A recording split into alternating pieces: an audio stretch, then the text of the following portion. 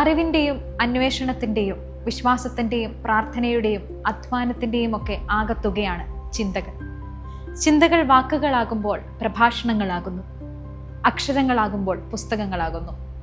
ആയിരക്കണക്കിന് പ്രേക്ഷകരെ നോമ്പുകാല ധ്യാന അനുഭവത്തിലേക്ക് നയിച്ച ഫാദർ ജിസൺ പോൾ വേങ്ങാശ്ശേരിയുടെ 50 നോമ്പുകാല ധ്യാനങ്ങൾ പുസ്തകമായി രൂപാന്തരം പ്രാപിക്കുകയാണ്.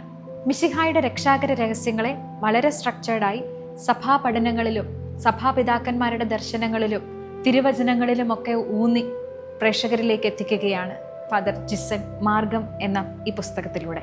ഗ്രന്ഥകർത്താവായ ജിസൺ അച്ഛൻ്റെ പൗരോഹിത്യ ശുശ്രൂഷയിൽ അദ്ദേഹത്തെ ടീച്ചിങ് മിനിസ്ട്രി പ്രത്യേകമായി തിരഞ്ഞെടുത്ത് നിയോഗിച്ച പിതാവാണ് അഭിവന്യ തറയിൽ പിതാവ്. മാർഗം എന്ന പുസ്തകത്തിൻ്റെ ഇംഗ്ലീഷ് പതിപ്പിൽ ഫോർവേഡും മലയാളം പതിപ്പിൽ ആശംസയും എഴുതിയ അഭിവന്യ പിതാവിനെ ഈ നിമിഷം അച്ഛൻ നന്ദിയോടെ സ്മരിക്കുകയാണ്.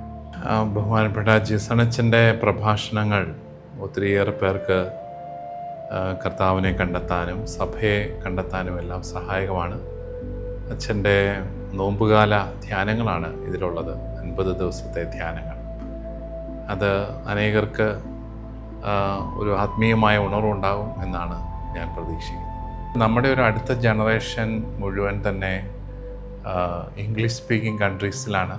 അതുകൊണ്ട് തന്നെ നമ്മുടെ ചെറുപ്പക്കാർക്ക് ഇത് പ്രയോജനപ്രദമാകണമെന്നുണ്ടെങ്കിൽ ഇംഗ്ലീഷ് ഭാഷയിലും കൂടി ഇത് ലഭ്യമാകണം. ആ രീതിയിൽ വളരെ നല്ല ഒരു പരിശ്രമമാണ് നടത്തപ്പെട്ടിരിക്കുന്നത്. പിന്നെ കൂടുതലും ഒരു ക്രിസ്ത്യൻ ഓഡിയൻസ് ഇംഗ്ലീഷ് ഭാഷ ഉപയോഗിക്കുന്നവരാണ്. അതുകൊണ്ട് തീർച്ചയായിട്ടും ഇത് വളരെയേറെ സഹായകരമാണ്. രക്ഷ എങ്ങനെയാണ് കർത്താവിൻ്റെ കുരിശുമരണത്തിലൂടെ സാധ്യതമായത് എന്നുള്ളത് വളരെ ജെന്യുവനായിട്ട് അന്വേഷിക്കുന്ന അനേകരുണ്ട്.